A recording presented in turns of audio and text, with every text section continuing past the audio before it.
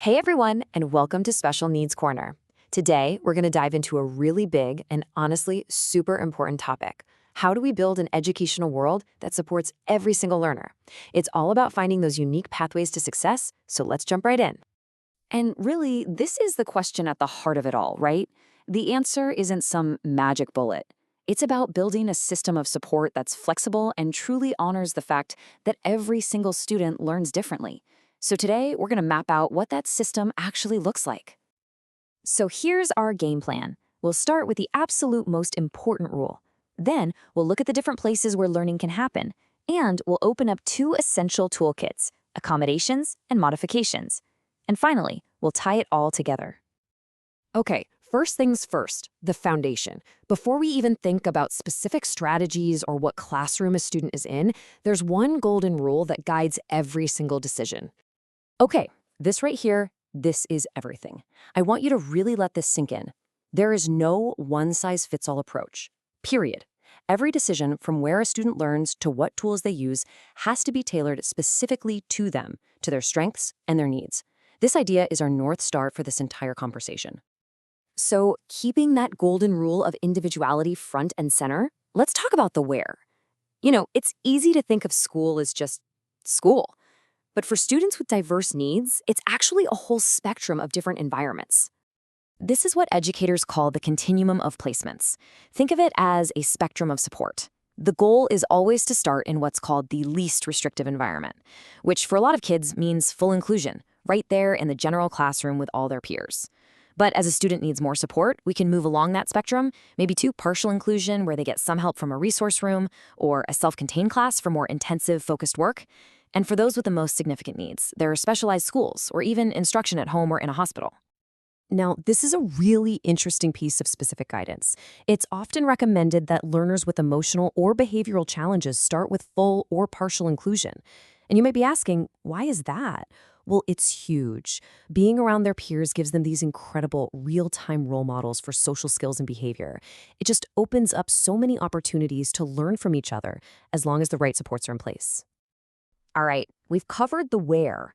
Now let's open up that educational toolkit and talk about the how. And the first set of tools we're going to pull out are called accommodations. You should think of these as your access tools. So what exactly is an accommodation? This is the key. They are all about removing barriers. They change how a student is learning or how they show what they know. But, and this is critical, they do not change the fundamental learning goal. The expectation is the same. It's all about leveling the playing field. Now, accommodations usually fall into four main buckets, which you can see right here. We're talking about changing how information is presented, how a student can respond, tweaking the physical setting, or being flexible with scheduling and time.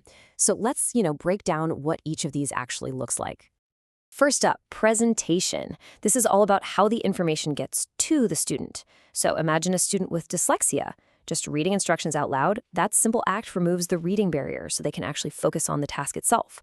Or for a student who has a hard time taking notes, getting a copy of the teacher's notes can be a total game changer. Next, response. This is about changing how a student shows us what they've learned. You really have to ask, what are we actually trying to test here? If the point of a math test is to see if they understand the problem-solving steps, then letting them use a calculator isn't cheating. It's just removing the calculation part so they can prove they know the logic. See the difference? Then we've got setting accommodations. These are all about tweaking the physical space.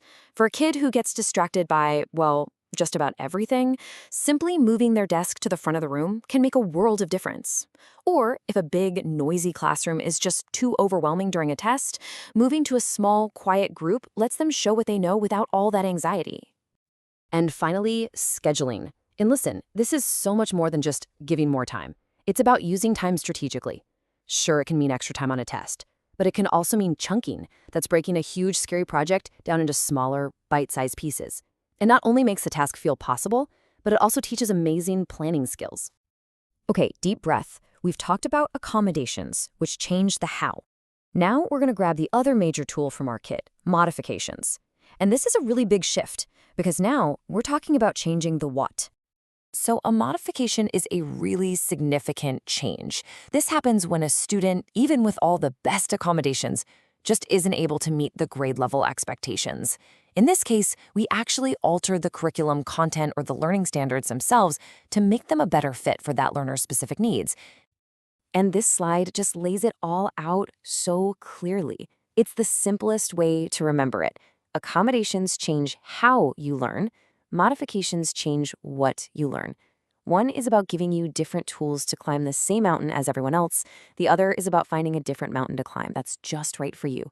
It is so important to understand this distinction. So we have our different environments, the where, and we've got our toolkit of accommodations and modifications, the how and the what. So how does this all come together? Well, the real magic, the real art is in finding that perfect, custom-fit balance for every single student. Because at the end of the day, that's what this is all about. It's empowerment. It's about looking at each student as an individual and asking, what's the right mix? What combination of environment and tools is going to give this person the absolute best shot to learn, to grow, and to thrive? That's the real goal of this whole journey. And there you have it, a look at the essential supports that help our diverse learners shine. Thank you so much for joining us today in the Special Needs Corner.